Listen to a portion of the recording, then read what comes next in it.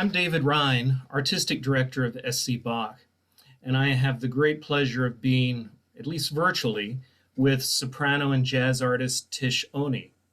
Tish is the force behind SC Bach's virtual concert, Bach and Jazz. Welcome, Tish. We're glad you are able to join us for this intro session and prior, at least, to the release of your concert. Welcome. Thank you so much. It's been a pleasure to be involved. Well, we're glad to have you with us. For our listeners, I thought it might be nice for them to get a little bit better knowledge of you, get to know you a little bit better. So prior to this concert, you've participated with SC Bach, at least in one event, as part of the choral ensemble.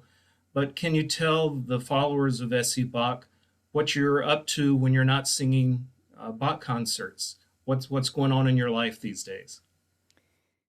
Well, I have an independent teaching studio online, and I teach virtual lessons, both piano and voice.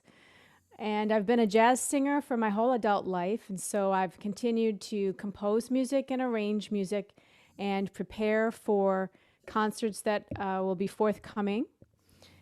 I have performed a great deal throughout the country on various stages with symphonies and with big bands.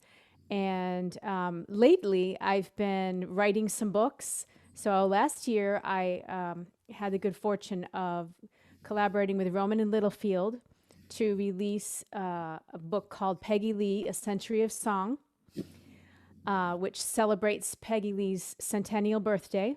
And this year I'm writing another book that's totally different. It's a jazz voice pedagogy textbook. So that is very much in my everyday life. I'm also writing a lot for various periodicals. Classical Singer magazine, I just turned in their cover story for May and June, their May-June issue on Nathan Gunn. So those that like that magazine can check that out in May. And I also have been writing for Jazz Ed magazine, Jazz Times magazine, featured an excerpt from my book in December. And I presented some of my research at the JEN conference, Jazz Education Network conference in January. So I've been really, really busy over the past year. Regardless, I've been very busy, and it's been great.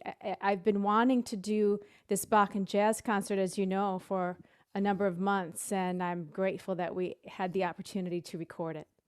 We are too, and considering all that you're involved with, we're lucky that you were able to find time to make that happen. That's great. And I should have said this at the very beginning, that you live in Greenville. So it's not like you're new to the Greenville area or to the art scene in Greenville. So we're happy to have you also as a member of our Greenville community. Thank you so much. Here in Greenville, I am directing the music ministry at Simpsonville United Methodist Church, and that has been a great blessing to me. And I feel that in some ways I may be following in Bach's footsteps. We'll see. I've already been writing and arranging for their ensembles, and I'm looking forward to doing that more. Very good. That's a great thing to be doing. Thank you. You come to SC Bach as a jazz vocalist, as you said. Is there anything else about this training and specific interest in jazz that you'd like to elaborate on? You mentioned your book, Peggy Lee, and the other writings that you're doing, the pedagogy. Is there anything else in the jazz world that you'd like to talk about? You have a podcast, right? On the art of singing. Tell us a little bit about this podcast. Okay. I have a podcast through WGJC.org and also on Anchor.fm, where you can get it wherever you listen to podcasts. It's on a lot of platforms, and it's called The Singer's Muse. And so it's a podcast where I talk with a singer or people that work with singers, choral directors, conductors, singers from many different genres. And we talk about the journey of the singer and where we get our inspiration. And I also would like to mention that I have been writing for about 3.5 years now a column for All About Jazz, which is called Anatomy of a Standard. And that column is a jazz theory column which puts the lyrics alongside the analysis of the music. And it helps people understand how the marriage of the two create this enduring work of art. So that's been a joy to be putting together. I've found that I really enjoy the scholarly end of my creative life just as much as being on stage. Well, that's very interesting, and it certainly does appear that the scholarly and the writing aspect is important to you. I'll have to get a copy of your analysis book for my theory class at the governor's school. Great. Let's talk a little bit about Bach, since that's the whole purpose of our discussion today, ultimately. Would you be willing to talk a little bit about how you first came to Bach and maybe what from the vocal repertoire, I'm assuming, um, inspires you? Certainly, his later works in Leipzig, all of the cantatas, the passions, oratorio, all of those things must have influenced you in some way. Can you talk about that a little bit? Sure. I actually was first exposed to Bach music as a young pianist and not as a singer. I was fortunate to be studying piano with a very accomplished pianist up in central New York, where I was a youngster. And I was playing the Bach inventions in junior high and then through college, just for fun. I was a microbiology major in college, actually. Um, but I loved I loved the metric exactitude of Bach, the rhythmic accuracy that you needed to play it with. I loved the mathematical side of it. I had a mathematical brain, have in some respects. Hopefully, I still have. I love science and math, and so Bach really resonated with me from that standpoint of being a very logical, measured kind of composer.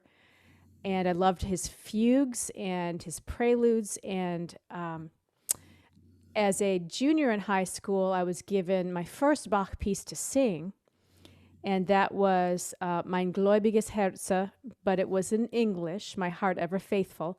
And so after that, I really wanted to explore a lot more of Bach's vocal music, and I never stopped loving it. Well, that's great. You certainly do come to this from a variety of backgrounds and interests. It's very interesting for me to hear you talk about all of that, which I didn't know. So thanks for sharing that with us. You're welcome. So, this program, Bach and Jazz, it seems like two diverse styles of music. And on the surface, seems like they don't have a lot in common. How does that work? Is it vocal technique? Is it what is it about the two areas that seem to make sense to you? Well, I think there are a lot of similarities in Bach's music and certain kinds of jazz music. In my mind, Bach's music requires a streamlined vocal timbre and a streamlined vocal line to sing it well, to sing it accurately, with all of the rhythmic precision that's required, and the pitch precision and the fast melismas, and that's really similar in my mind to bebop scat lines, really. Hmm, And interesting. so, yeah.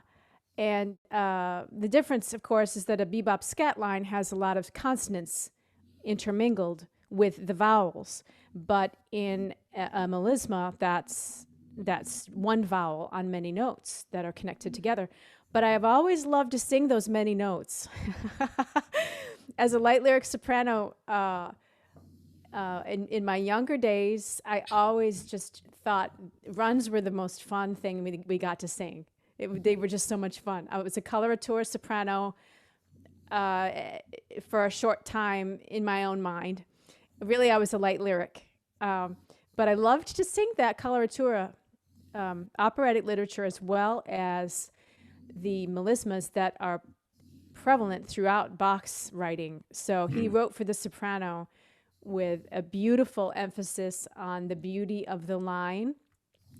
And I love that aspect of it. I've never stopped loving it. One further word about Bach's vocal writing that I'd like to offer is that the Passions really show a very operatic style of writing.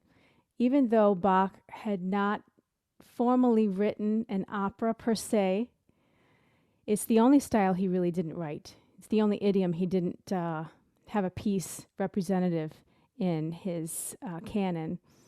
But he was very aware of the Italian, French, and German styles of composition going on all around him, and he freely incorporated those, synthesizing them into his own style. And for the Passions, according to St. John and according to St. Matthew, he also used recitatives, arioso, da capo arias, choruses, orchestral elements, all under a unifying religious theme, much like an opera. So the Passions, it should be noted, are very operatic in their spirit and also in their forms and use of language. Also, both styles, Bach's music and jazz, are very ornamental in their own ways. And while we don't share ornaments per se, the ornaments in jazz are very different from the ornaments in Baroque music, but they're still there, and they're still an important addition to the character of the music. And I always have loved ornaments, and so that's something too that I think has really informed my singing. One aspect of Bach's writing that I think is very similar to jazz is that he wrote for the ensemble that he had to work with on a given Sunday or on a given day. So someone might be sick, someone might be away, and he would have to substitute sometimes an instrumentalist to play up the part of something that he had originally written for something else to play or someone else to play. And that happens all the time in jazz music. So what do? We play from a lead sheet. We can play with a vibraphonist. We can play with a trumpet player. We can play with a clarinet player. We can play all from the same music because we have learned how to translate that information into how our own instrument can play it. And I find that Bach's flexibility in instrumentation and orchestration is very, very similar to the jazz musicians' need to adapt in the moment to the gig at hand. And one anecdotal story I'll share is that I had planned to do a jazz performance many years ago with a trio plus myself. And the trio included a saxophone player and a bass player and a keyboard player. And the keyboard player and the bass player, for whatever reason, never showed up. And so the saxophone player and I had to adapt all of our 3 hours of material for just the two of us to play. And I did not have my keyboard with me, so I was just singing. So we did. We adapted it, and we rolled with it, and that's something that Bach would have done. And so his music has always really appealed to me in that way, too, that he was willing to be flexible and adapt. That's very true. You know, we sometimes forget when we look at these wonderful works that Bach created that given today's mentality that these would have been created for some big event and he would have had weeks, maybe months to get them prepared. But we forget that at least in the first few years of his time in Leipzig, he was cranking these things out once a week. So, Right. he would write the score, compose it, put it down on paper, and the choir may have gotten it toward the end of the week and they sang it on Sunday morning and they put it aside and went to the next work. So that's something that we keep, or at least as a conductor, I have to keep reminding myself. And maybe for our audience, that's an idea that maybe they haven't thought of. Right, and it's in 1723 when Bach was first appointed at St. Thomas Kirche. He was responsible for all of these cantatas that had to be all the church music that he needed to provide for all of his musicians and singers. And so we have 200 or so extant cantatas that remain. And it's a wonderful body of work. It's a wonderful repository of beautiful music that we have thanks to that. And I also love about his time in Leipzig the passions that he wrote. Passion according to St. Matthew, Passion according to St. John. And I put together many years ago a touring recital, Bach recital, called Journey Through Holy Week with Johann Sebastian Bach.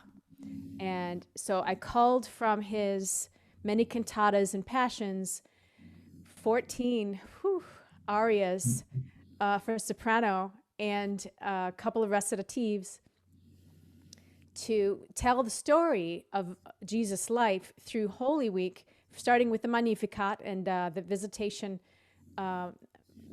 by the angel to Mary and her response in the Magnificat, all the way through the resurrection on Easter morning. And so it was a big project, and I thought that that would be something that I would distill down a little bit for this Bach and Jazz concert. Well, why don't we pick up there with the Bach and Jazz program that you've put together for SC Bach? What can you tell us about that program? What's on it? What kind of music is there? Give us a little bit of a preview. Well, it's a pretty diverse style of playing, I think, because my aim whenever I sing or teach anything is authenticity. So I really like to present the music in as authentic a way as I feel it should be presented, in the sense of paying homage to the composer and the composer's intentions. So having a master's degree in vocal performance from Ithaca, where it was not a jazz vocal performance degree, it was a vocal performance degree, Baroque music was something that I was encouraged to pursue because of the kind of instrument that I had in my body. So my teacher very wisely, I think, pointed me in that direction because she saw that that was something that I could probably do well, could possibly do well going on into the future. And so you'll hear diverse styles of playing from the same ensemble. And I intentionally hired a band that I knew would play both of those styles, Baroque music and jazz music, at a very high level and high proficiency. And